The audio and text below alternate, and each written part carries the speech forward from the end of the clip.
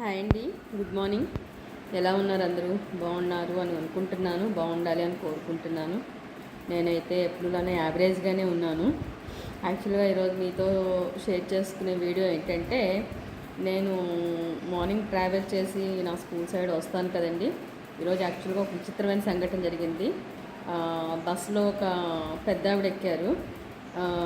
యాక్చువల్గా ఆవిడ నా తర్వాత నెక్స్ట్ స్టాప్లో ఎక్కారనమాట. ఒక 2 స్టాప్స్ తర్వాత ఎక్కిన తర్వాత బస్సు కదిలిపోతుంది. కదులుతుంటే డ్రైవర్ని ఉండయ్యా, మా అబ్బాయి ఎక్కుతాడు అని చెప్తున్నాడు. అయినా డ్రైవర్ ఆపాడు బస్సు.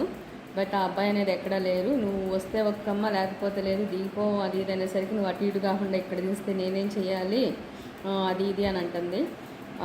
ఇంతకీ అసలు మ్యాటర్ ఏంటి అంటే, సరే ఆ పెద్ద ఆవిడ నడిచి అంత దూరం వెళ్ళలేదు అని చెప్పేసి కండక్టర్ని ఎవరినో ఇటు రమ్మని ఎవరినో సైన్ చేస్తున్నారు. అబ్బాయి కొంచెం లాంగ్లో కనిపిస్తుంటే అతను బస్సుని వెళ్ళిపోమని సైగ చేస్తూ తను ఇంకా పరిగెత్తేస్తున్నాడు. అంటే ఇప్పుడు దీన్ని బట్టి మా అందరికి అర్థమైంది ఏంటి అంటే, ఆ పెద్ద ఆవిడ యాక్చువల్గా 80+ ఉంటాయి, 83, 84 అలా ఉండొచ్చు. ఆవిడని ఎక్కడికో వెళ్దాం పదా అనే టైప్లో తీసుకొచ్చినట్టున్నాడు. ఆవిడ బస్సు ఎక్కి అలా సీట్లో నేను వెనకమాల ఎక్కడో కూర్చుంటాను అనే టైప్లో ఎక్కి ఆవిడ వేరే సైడ్ నుంచి బస్సు దిగేస్తున్నట్టున్నాడు. అది మేమెవరూ అబ్జర్వ్ చేయాలి. ఆవిడ కొడుకు ఎక్కడ కూర్చుంటున్నాడు అని చూసుకుంటూ ఉంటుంది. ఆ అబ్బాయి దిగేయటం అనేది తను అబ్జర్వ్ చేసి ఉంటుంది. బస్సు కదిలేయటం, ఈవిడ మాటలిని ఆ బస్సు ఆపడానికి కొంత టైం పట్టింది, కొంత లాంగ్ అనేది జరిగింది. కానీ ఆ అబ్బాయి చేసిన సైగలను బట్టి ఆవిడని వదిలేయటం కోసం ఎటో ఒకటి వదిలే దారి తప్పితే ఆవిడ వెనక్కి రాలేదు, ఆవిడ దగ్గర డబ్బులు కూడా లేవు అనేది కోసం తను అలా చేసి ఉంటాడు అనిపించింది. ఎక్కడో స్టోరీస్లోనో లేకపోతే టీవీలో, మూవీస్లో, వార్తల్లో చూసే విషయాలు మన కళ్ళ ముందు జరిగేసరికి చాలా బాధ అనిపిస్తుందండి. ఇప్పుడు అన్నం పెట్టి ఒక పక్కన కూర్చోబెట్టడానికి బాధ అయిపోయి బస్సుల్లో ఇలా వదిలేయటం ఇదివరకు కూడా ఇలాంటిది నేను విన్నాను, చూడలేదు. కానీ తెలిసిన మా రిలేటివ్ ఒక కజిన్ చెప్పింది. సో అప్పుడు కూడా బాధపడ్డాను ఒక 2 years బ్యాక్. అది కాక ఈరోజు ఎర్లీ మార్నింగ్ నేను అంత పెద్దవాడిని అలా చూశానేమో, చాలా బాధ అనిపించింది.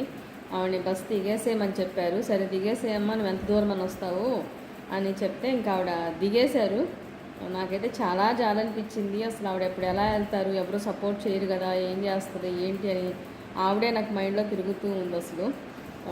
కానీ చాలా దారుణం కదండి. ఒక పేరెంట్స్ని, మనల్ని ఆ చిన్న ఏజ్లో, మనకి ఒక నడకరాని ఏజ్లో, లేకపోతే మనల్ని ఒక మనుషుల్ని చేయకుండా మన పేరెంట్స్ మమ్మల్ని రోడ్డు మీద వదిలేస్తే మనం ఎలా చూసుకుని ఎలా బతుకుతాం?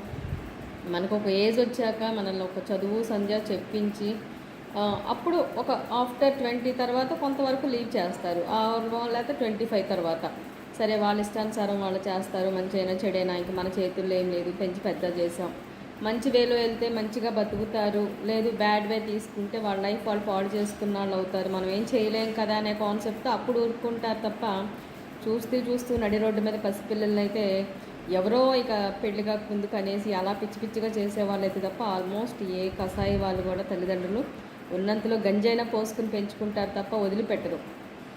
బట్ అంత కష్టపడి పెద్ద చేసిన వాళ్ళని ఆ ఏజ్లో కొంచెం అన్నం పెట్టడానికి, పక్కన కూర్చోబెట్టుకోవడానికి బర్డెన్గా ఫీల్ అవుతున్నారంటే ఎంత రాక్షసత్వం అనేది పెరిగిపోతుందో చూడండి. ఇంకా అది అసలు నిజంగా నేనైతే డైజెస్ట్ చేసుకోలేకపోతున్నాను. సో జస్ట్ ఇప్పుడే రీచ్ అయ్యాను, ఒక 5-10 minutes అయింది. నేను మీతో షేర్ చేసుకుంటున్నాను అనమాట. ఇలాంటివైతే పోవాలండి. మనకు ఉన్నంతలో మనం బతకాలి. ఎవరినో మనం వదిలేచక్కర్లా.